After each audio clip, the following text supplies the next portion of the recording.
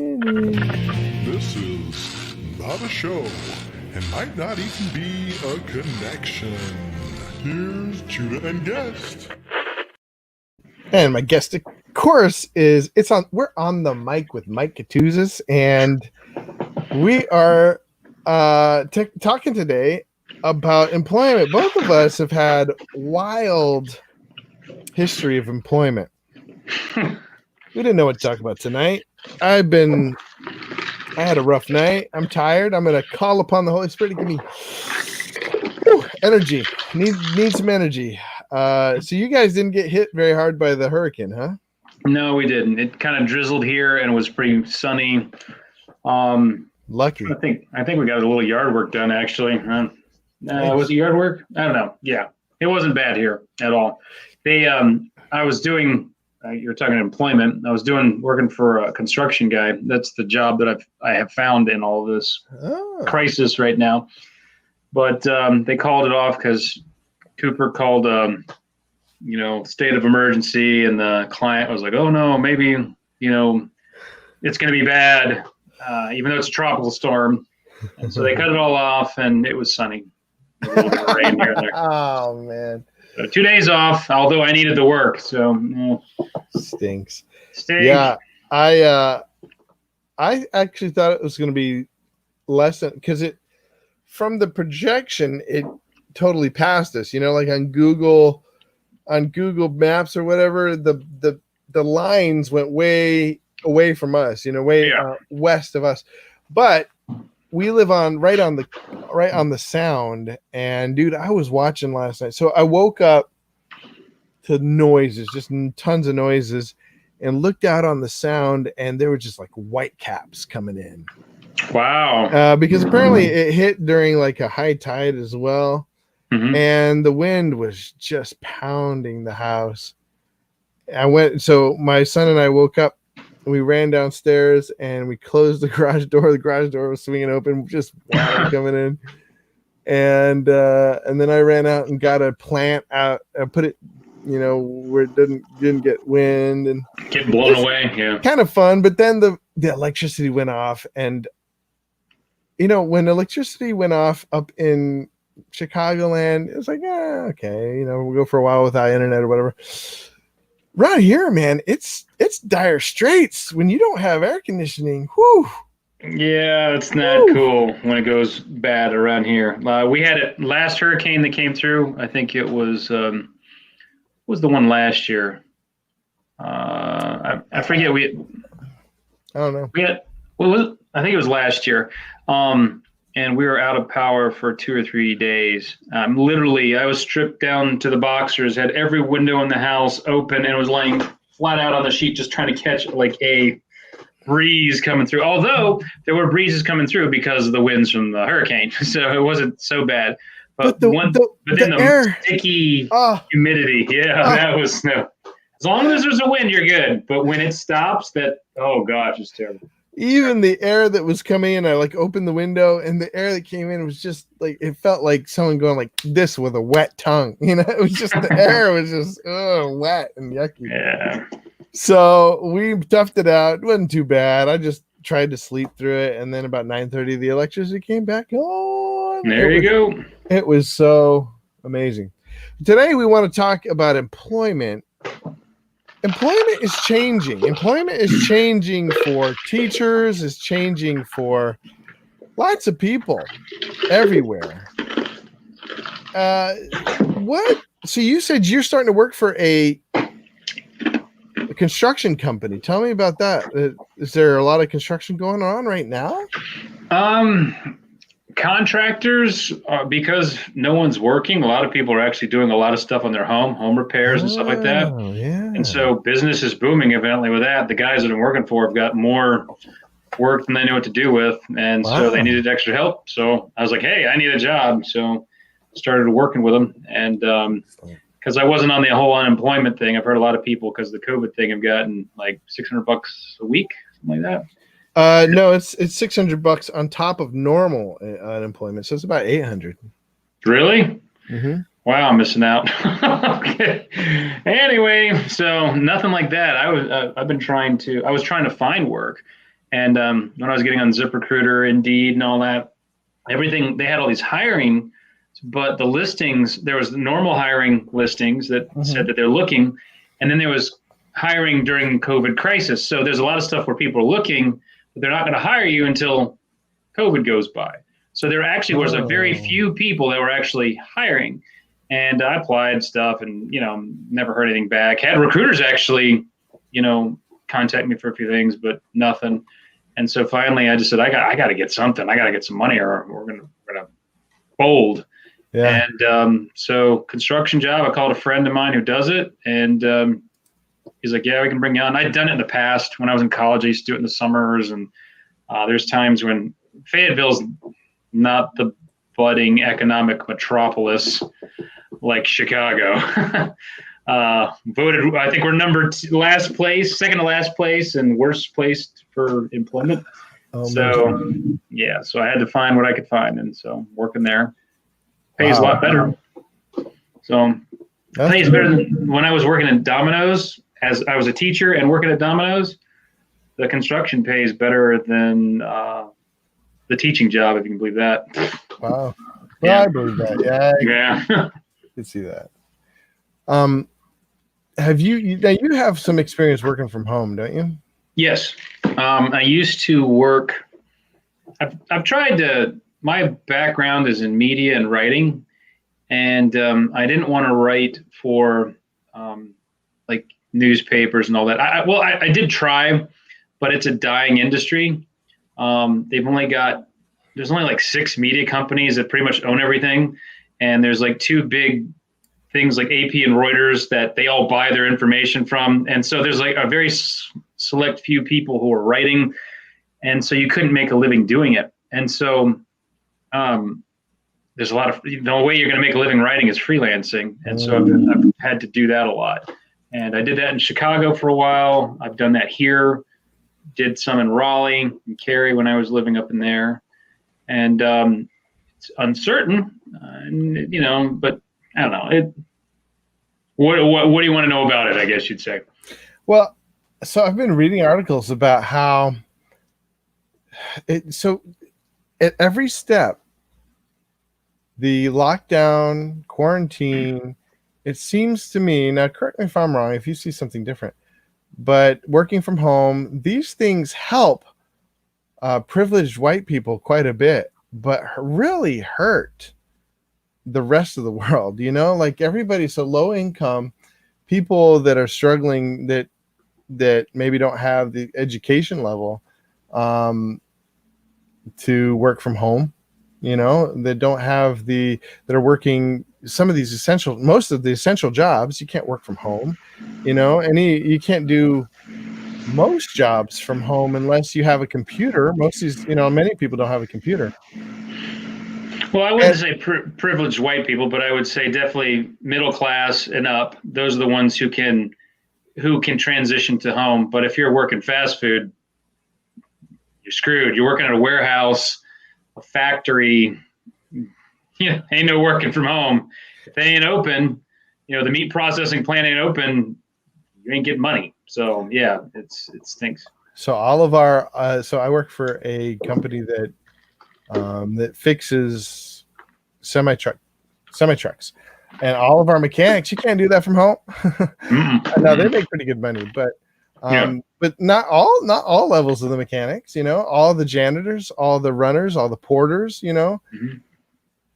These guys, there's just like more than half of our economy is made up by, Mike Rowe says there's no such thing as an essential job. Every job is essential.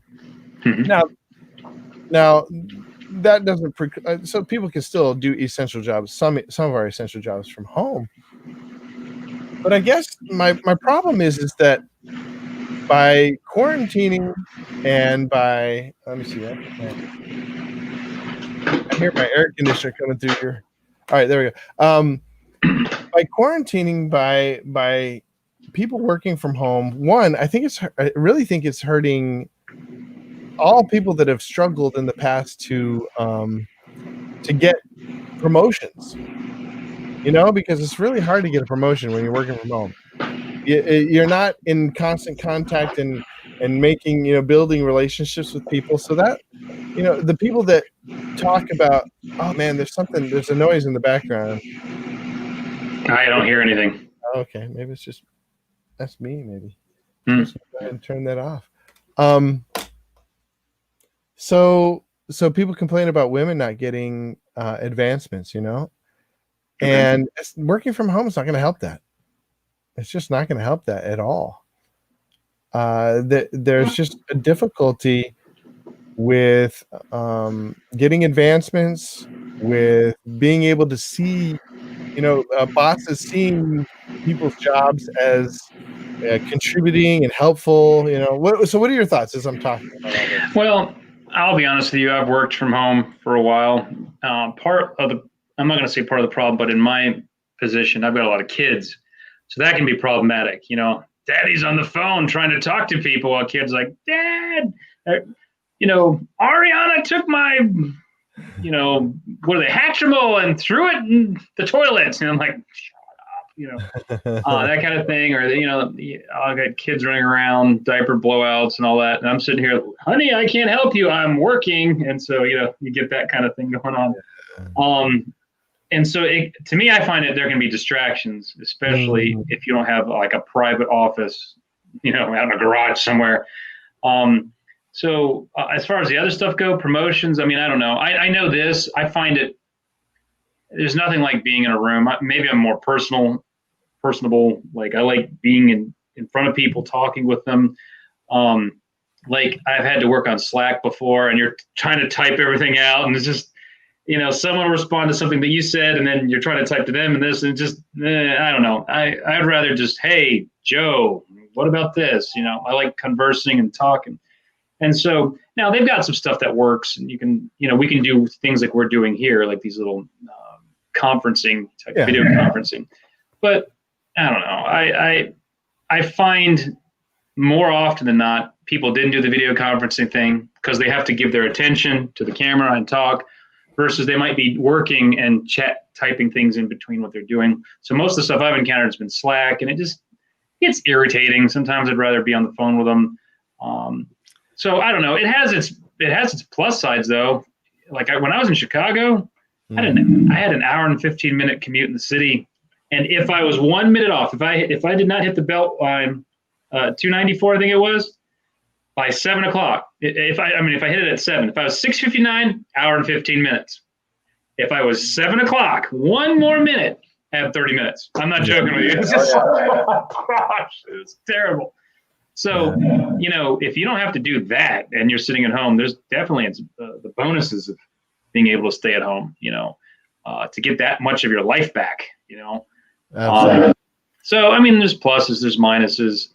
Personally, I like getting up and going to a job. I like kind of leaving and coming back. It kind of mixes things up because me, when I was doing a lot of freelancing stuff and that's all I was doing, you're home all the time. And after a while, you get like cabin fever. It's like, I want to get out of here, That's what I've been struggling with a lot, is just getting cabin fever. I'm a people person, like you're saying. I like to be working from home. When during COVID, I could have opted to work from home. I do social media and website design. That website work that doesn't necessitate being in person. But I went in every day. One thing, I wasn't afraid of COVID. Two thing, I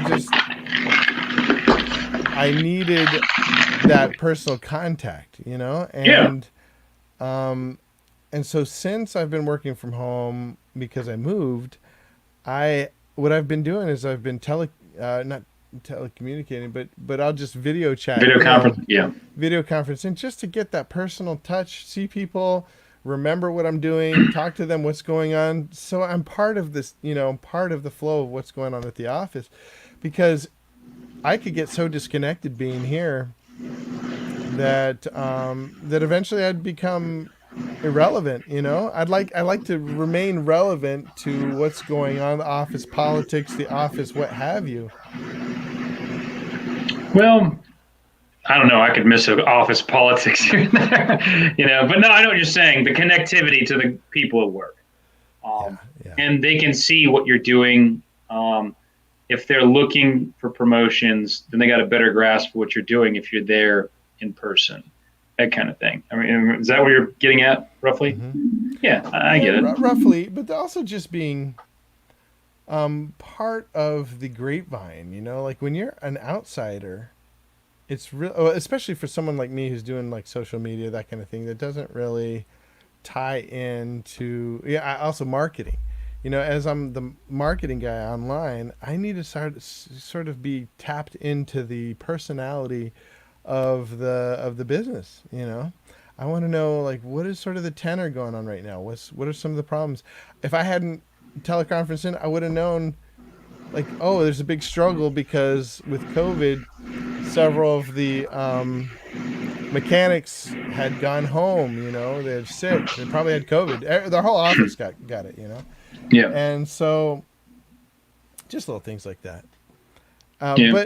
But it just bothers me that we continually hear, like, you're being selfish by being against the lockdown. I'm being selfish. Do you know how many people's lives, like, if the lockdown it looks like a lot of the country is going to go on lockdown again because of it depends on I'm hoping not. Cooper is dragging this thing out, and don't get me started on that guy. Yeah, I feel like it's politics at this point. This is not. This is a way overreaction.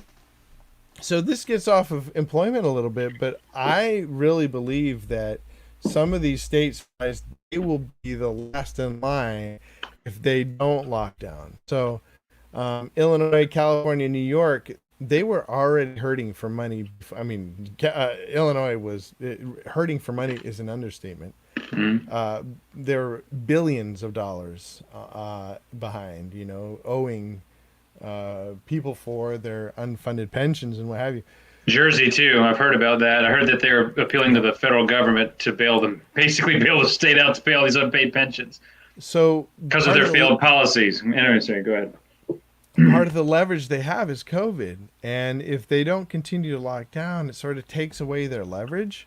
Yeah. And I really believe that someone like Cooper sees that and is like, I definitely want to stay on. Like, we want this to be a problem as long as possible. Well, when I called the lieutenant governor's office, the lieutenant governor, Dan Forrest, and Cooper, when they extended this again, I've never called a governor ever in my life. I've never called a politician's office. When I heard this, I was so pissed off. I was like, I'm calling a politician. Mm-hmm. And they, from when I was reading in the comments, they said, don't even contact Cooper's office. He doesn't pick up his phone. Nobody picks up his phone. Goes to voicemail, blah, blah, blah. So I called the lieutenant governor. I was like, what's going on? And they're like, well, Cooper's he's kind of doing his own thing. And I think they mentioned something along that the state emergency laws require that the lieutenant governor and the governor and a few other people have to convene and choose. And he's just going rogue. He's like, I'm doing everything myself. Executive orders this. And they're now suing him. They went through proper administrative channels to try to get him to rein him in. He's not obeying. He's not going by what the laws say. So now they're suing him. And he's dragging this all out. But what was interesting is they brought up the issue you're talking about money, and people are hurting financially. And, what's happening? Our economy's tanking, people are hurting money. And his response to them was, well, then just appeal to the federal government and they'll just print up more money. And I was like, that is the most asinine thing I've ever heard in my life. I mean, this guy clearly doesn't understand economics and how things work. World War II, right before World War II, Germany, right after World War I, printed lots of money. Money wasn't worth anything. Wheelbarrows buy a loaf of bread, causes inflation. But before we get off on tangents, what I want to get to was that his view was just print a whole bunch of stuff up. And it's hurting people. Like they were talking about, I'm trying to remember, I've got a friend on the Raleigh Business Bureau. They're talking about they've seen a third of the income that they normally have around this time of the year is gone. Like they're down, 1/3 of what they normally are. And, shops are folding and businesses are folding left and right. And it's just like, come on, guys, we got to do something. And you can't just go to the Fed and say, hey, print up lots of dollars and rain it on the crowd. It's not going to work. It's eventually going to drive up inflation, and those dollars are going to be worth nothing. We have to start back up. We have to.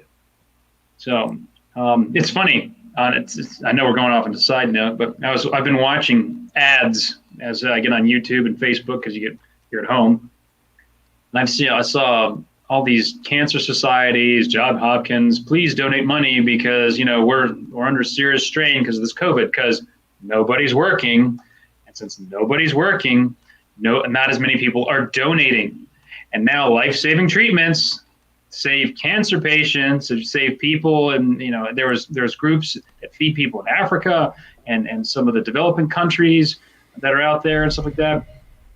There's malnutrition problems there. WHO organizations now saying because of COVID, all these people millions are starving to death now.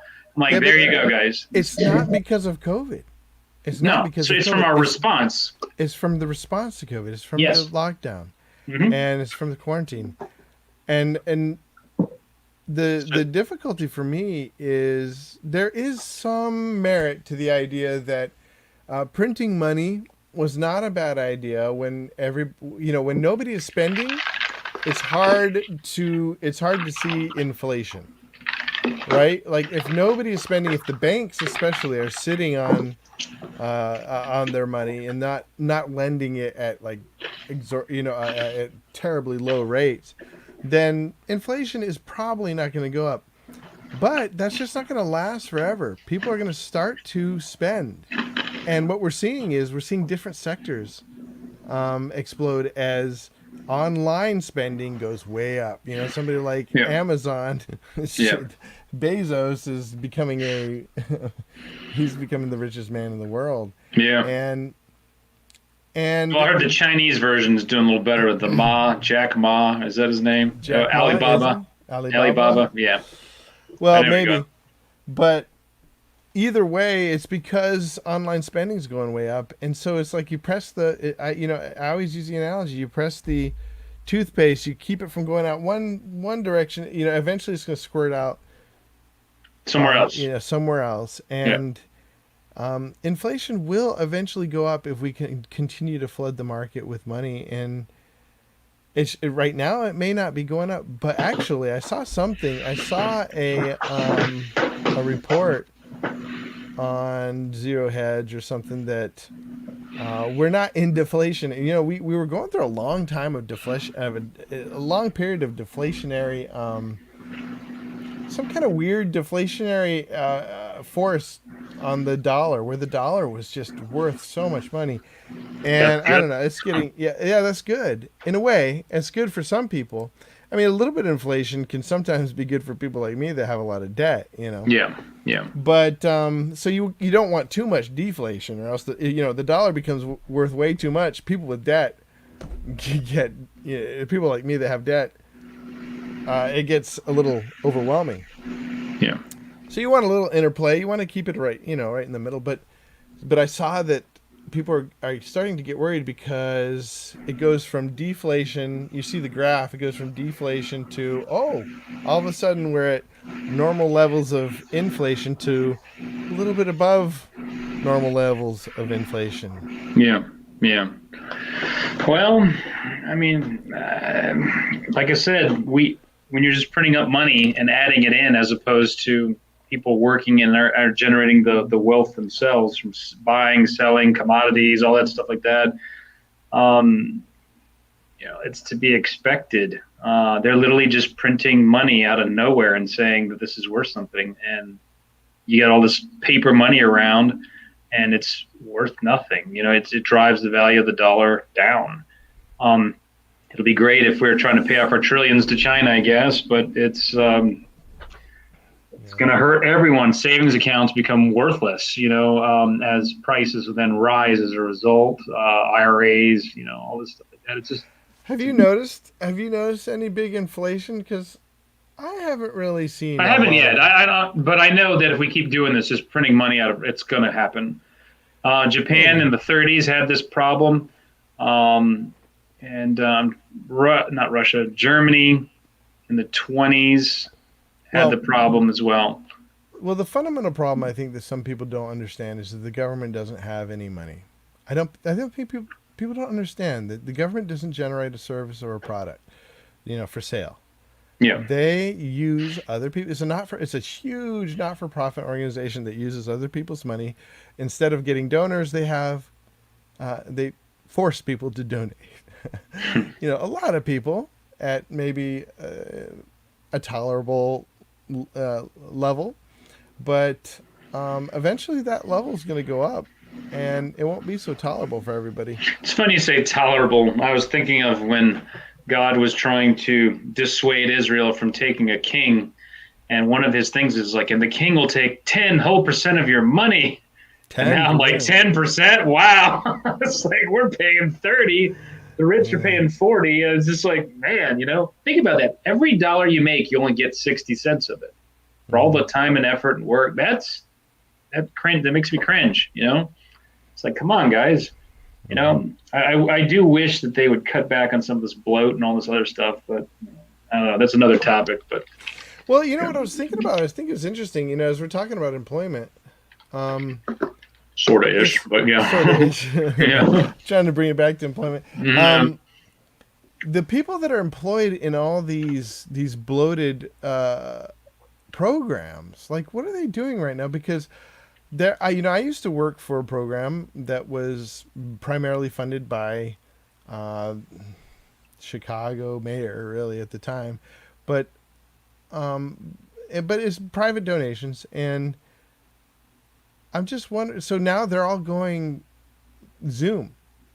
It's a school program, so they're just going to do everything through Zoom, and it's extremely hard. Not only so getting the education piece of it, as like teachers. Say something really quick. I'm here. What's up? Okay. Yeah. Because when you say something, the background noise goes down. So just every now and then, just respond, because it'll. Yeah. Okay. I agree, Judah. Yeah. So recently. I agree. I'm sorry. Go ahead. I agree with that. Yeah. The after school programs that I'm a part of a couple of companies that do after school programs, and it's amazing. So a lot of these programs are geared towards lower income, lower socioeconomic population type kids. Yeah. And like, my hope was that I was going to have 11 people in my class, and we're going to do Zoom. I'm pretty good at Zoom. I do this, so I'm not afraid of cameras or whatever. Yeah. But guess what happened? 2 people showed up. Neither of them had a camera or a microphone. Yeah. Yeah. Which is a little suspect to me, because I know a lot of them have phones, and most phones have. But all they have to do is say, I don't have a camera, I don't have a phone, I don't have a microphone. And so the whole time I'm trying to teach through text. Gosh. Now, luckily it was only 2 people. Can you imagine trying to teach like 5 or 6 through text? Well, it's funny that you mentioned this, because our Cumberland County has, I'm just going to say it, overreacted. And so school's going to be at home.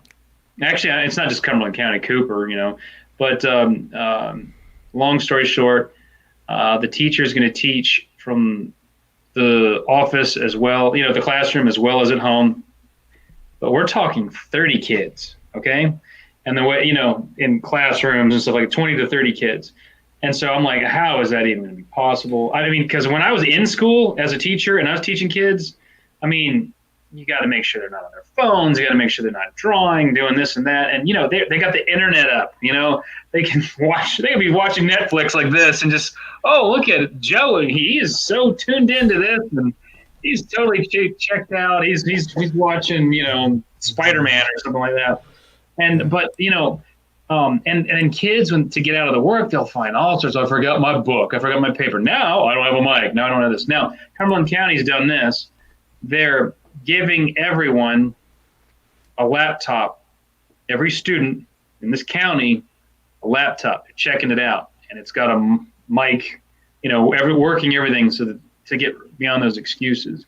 Mm-hmm. But I'm not sure how that's going to go, because there's a tech element and all this other stuff. But go ahead. I'm sorry. Yeah, well, like just the logistics. I mean, you can give everybody. So I tried thinking, I like to problem solve, and I tried thinking, okay, so there's only 2 students. What can we do?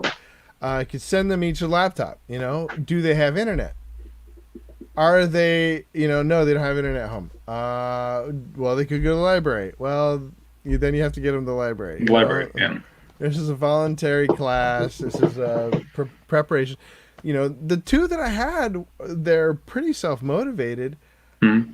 And it just, my boss is like, it's just too much. Just do it through text. And so it's like, okay. And so I taught. So what happened? I taught a 4-week class through text, and it wasn't terrible. It just the feedback, of course, the feedback loop is interrupted, and so it didn't feel very satisfying to me. But I can imagine that they got something, and well, they kept coming back to class, so that to me was enough feedback to say that they're getting something out of class. Yeah. Well, I'll say this. I was talking with some teachers who was doing this remote teaching stuff for this past school year that ended. And they said half the class even showed up. The other half didn't even show it, just check in. I've talked with professors, the Methodist universities over here, and I've got a friend. He's a student that I used to teach. He's now heading over to a school in Pennsylvania. And I was working at his dad's business at the time, and I just happened to look over because he was in class. And they said, yeah, about a third of the class is here. The rest is not even here. And then the ones that were, some of them were paying attention, some of them weren't. I think this is a bad idea. Now, to me, I mean, consider me old school. I'm a teacher. I feel like you need to be in front of people. Yeah. But I don't know. Anyway. So Lynn, hey Lynn, thanks for tuning in. She says you have to get them a laptop and then a cell phone with a hotspot. Well, yeah, that may be. Well, it just seems to me like you could do it with just a cell phone. Just give them a cheap smartphone, Mm-hmm. But that necessitates that they have the like you said, that there's a lot of when you're doing school from home, a lot of it is self-motivation. Yeah, and a lot of these kids don't have it, or discipline and all this other stuff like that. Yeah. Yeah. I mean, I was doing it with like kids I consider pretty good kids, and like kids I care about, I like.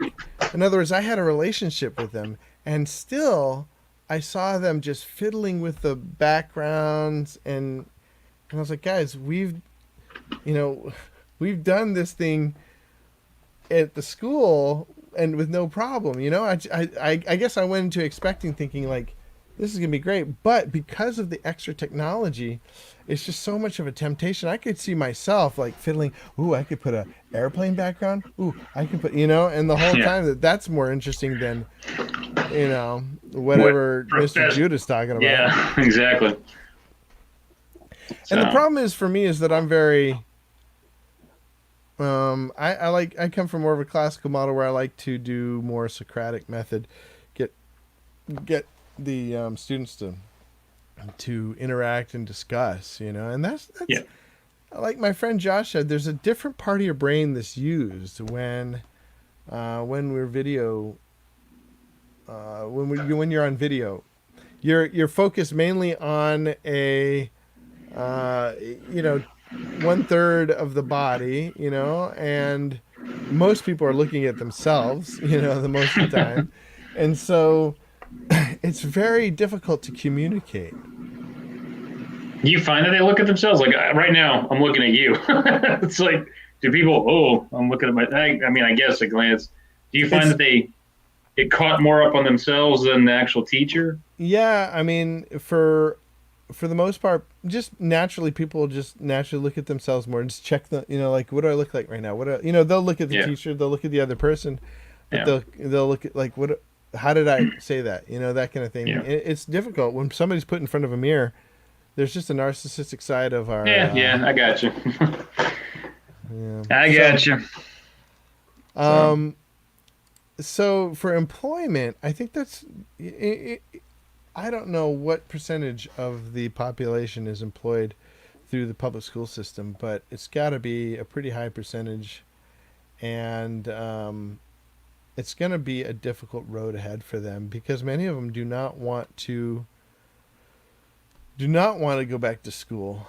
are worried about COVID, are worried about all these restrictions, are worried about the change, and that there's going to be so many more distractions that will. Are you talking about the teachers? Yeah. Yeah. The, Yeah. and it's like I said on Facebook, I watched as Chicago shut down, just in 1 year, shut down 4 schools. And we went and met in one of the schools. It was a huge, giant building, bigger school than I've seen in a long time. There were like, when the bus came to pick up the kids, there was like maybe 30 kids. Oh, wow. They said that the enrollment had been down to less than 100 at that school. Because they were scared of potentially this was before COVID. This was this was 2 years ago. So you can imagine now, even if they're not scared of COVID, but many of them are, the teachers and parents are very, they're just voicing constantly their trepidations. I can't imagine that the students aren't saying, "Yeah, I'm going to sit this one out." Well, I've heard a lot of students, like I've talked to a lot of parents.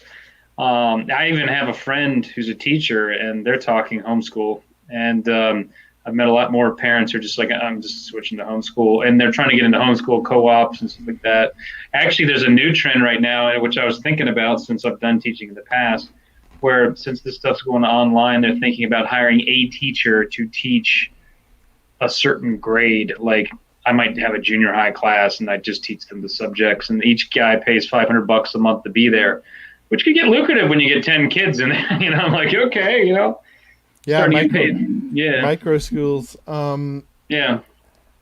I think what we may be seeing is the destruction of the public school system as right in front of our faces. Like it's going to be so, unless COVID goes away real fast, unless we find something, that helps. I don't know. I feel like I don't think that COVID is really an issue at this point. I really think it's just been an overreaction and fear. I really don't understand why they're doing. Well, it's definitely an overreaction. But people are scared. All right, do you remember? Okay, so this is to me. Do you remember when Miss Walker used to allow drink bottles in her math class?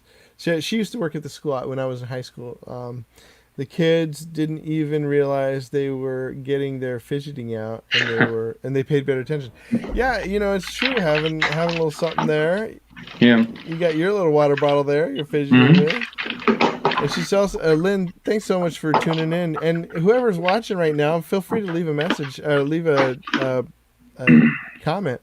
Online would be a fidget spinner challenge. All the kids will be spinning their little fidget thing. Yeah. I mean, yeah. So we got to wrap things up, but it's interesting you bring that up, because that's the last thing I wanted to bring up, is the fact that I felt like, while everybody's zigging and doing online, even me, been hired to do some online classes, and for the fall they're looking at doing some more. I feel like there's a zag that's available to us here, where many kids are going to be, so many parents are still going to have to work. Yeah. Guess what? Majority of our population, both parents work. Yeah. And where do the kids go? Because a lot of the schools are talking about doing at least 50% from home. I think there's a big opportunity here for educators and mentors and people like what I do, to open up a space that's safe and generative as far as doing homework, working on stuff, having computers, that could be a big help in this time. I agree. Are you talking about like on a micro level, like I was mentioned before, like where they're actually considering like hiring a person to kind of like, you're almost reverting back to what you'd see in like, the pioneer era, where they'd have a teacher like instruct like a whole class of people and then teach them, 5-6 core courses, that kind of thing. Like, and is that what you're getting at? Yeah. Yeah. I don't know. It's got me thinking. I was like, because I didn't mind the teaching part of it, and if they paid me, I'll tell you what, be getting paid a lot more if $500 a month per kid. Heck, man, I'll go back to that then. I enjoyed teaching. I mean, I could see how it could change up this whole mix up a lot of things here as far as education goes. And teachers could probably start making a living, that way. But I don't know. We'll see how that goes. I'm sure. Yeah. Well, the difficulty is something that a friend of mine, a good friend, who I don't want to say a good friend, he probably doesn't consider me a good friend, but I like him. He works as a counselor in Evanston and in Chicagoland.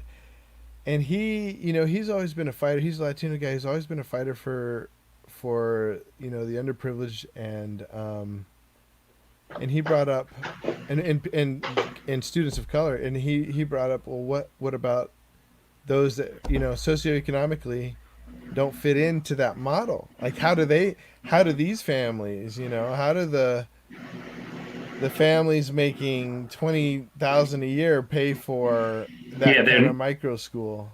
Exactly. They're not going to. That would be the problem. So honestly, if you want my personal answer, get over this COVID thing. It's done. It's it's insane. 99.9 survival rate anyway.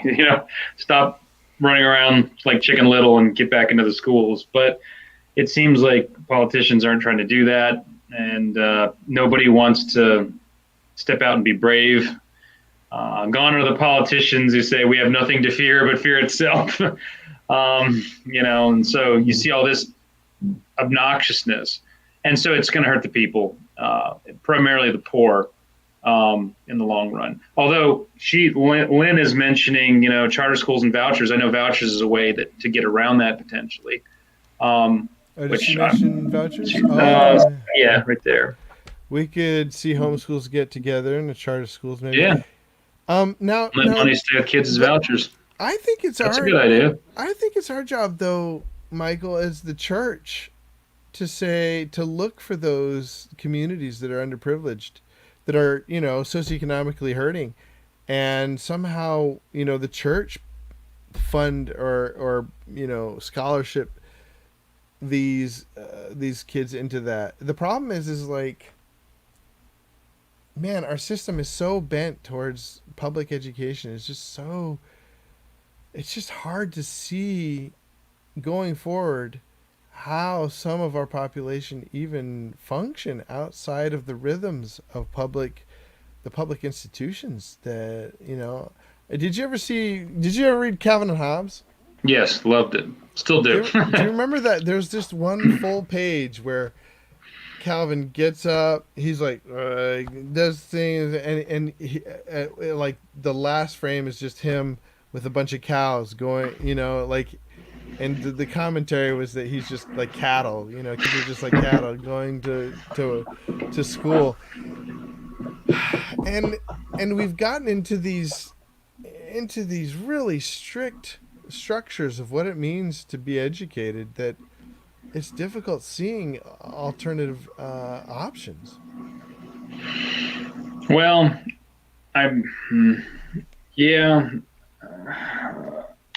alternative options, like you're talking about how they're like, explain what do you mean, like some of the alternative options that we're like seeing. You're talking about micro school and stuff like that, vouchers. Do you feel like that's weird, or do you feel like that's not a good idea? Or I think it's a good idea. I'm sad because it's not going to. We're gonna have to go to something like that unless people get over COVID. But it's just sad because that doesn't include a whole segment of our population. Yeah, because you're right. The poor are not going to be able to afford it. Public schooling does benefit them. Honestly, I know in the medieval period, education and the church were like this. So it's like literacy and, being able to think and to comprehend and understand and discuss and debate and logic and all that. How can you understand scripture if you don't know how to do those said things, if you don't know how to read, if you don't know how to comprehend what you're reading and stuff like that. So I can see how religious churches and religious schools could kind of fill that vacuum. Now I know a lot of secular politicians would probably not like that because of they like secular. They're not interested in they're trying to keep things separate, so to speak. Yeah. I'm not so much of a stickler on that. I feel like you get a pretty rounded education when you consider the supernatural as well as the natural. Well, I would love to see schools step in and be that fill the void for education. But guess what? Churches are not even schools or yeah, but I'm sure. For churches to step in and for schooling, but yeah, they're barely doing that for church. I don't see how they're going to help with education. Well, I don't know. I mean, we're not like dark ages yet. I mean, I feel like if they keep making policies and overreacting, they're going to create dark age type stuff. But if it gets horrible, then I do think inevitably you're going to see the churches. It's going to probably shift back to them again, and it's going to shift back to the home, the parents, because it really is a great blessing to have the public school provided. I'm not in any way necessarily endorsing what the public school does. I feel like the educations over the years, like when I was working for an Amazon bookseller for a while, I was looking at some of the textbooks of the 40s. Oh my goodness. The stuff that passed for 40s high school is collegiate level now, easily. Junior high and stuff like that. Like we've dumbed things down dramatically, and we're still doing it. So I don't know, maybe the death of the public school system as it currently isn't a bad thing. As long as it's replaced with something good, in its place, and usually transitional things hurt for a while until they get their rhythm and they start to try to rebuild and meet the needs of the people, including the poor, maybe it could be something where, those who can pay and those who can't, hey, bring it, come on in anyway. You can't leave you behind. You know what I mean? Yeah. Hopefully. So, yeah. Well, that is all I've got for now. Did you have any final thoughts other than that? Oh, we got a couple comments. So Lynn says, ironically, they started to open the childcare for essential worker kids at schools. Yeah. Interesting. Heard about that. So clearly they're not so worried about the COVID thing as much. They're starting to realize at some level, it's like, you got to open stuff. We can't just keep things closed. They're essential workers. What are they going to do with their kids? You know what I mean? Yeah. I mean, eventually we're going to have to realize that there's stuff worse than COVID. Yes. A lot of stuff worse than COVID. COVID's, I'm not to downplay what it could do to the infirm and the elderly. I get that. But, the average person, this is all overreaction. It's not the kids that are dropping like flies. And even the elderly, no one was like holding vigils for Tom Hanks when he got it. They weren't thinking, oh, he's going to die. It's like, if you're generally healthy, you're going to get over this thing, Yeah, I've seen the meme. Have you seen that meme? I forget what it said, but it was like this old school, like 40s type dad with a kid on his lap and somebody on the ground. It's like, Dad, how did you get over, or did you go through the age of COVID? And he's like, yes, I did, son. He's like, how did you get over it? And he's like, he uses profanity, but I'll clean it up. He says, use my immune system. And the kid on the ground's like, he's a hero. Or something. I thought that was interesting because really, Yeah. When it comes down to it, there's not going to be any silver bullet. It is going to be our immune systems that are going to, and many of the elderly are using that. Now, a lot of people don't have that kind of immune system to fight it. A lot of people should and don't. Mine could be a lot better. But I feel like one of the ways I overcame it was through I've been trying to get more healthy. You know, when COVID started being a thing, I didn't stop going to work. I didn't stop going anywhere. We didn't change our lives very much, but I did start getting more healthy. I started eating less and eating more vitamins and being more proactive about, you know, nutrition and being outside. How important it is to be outside and be in the sun, get plenty of fresh air. Yeah, exactly. But you don't see that. You don't see that, meaning you don't see what? You don't see any politicians saying, hey, you know, we're going to really defeat this if we start going outside, working on our nutrition, cut down on our weight, and eat more vitamins. I was watching in Ireland, they had drones patrolling, and they were ticketing and fining people that they had that. You know, it's just like, this is insane.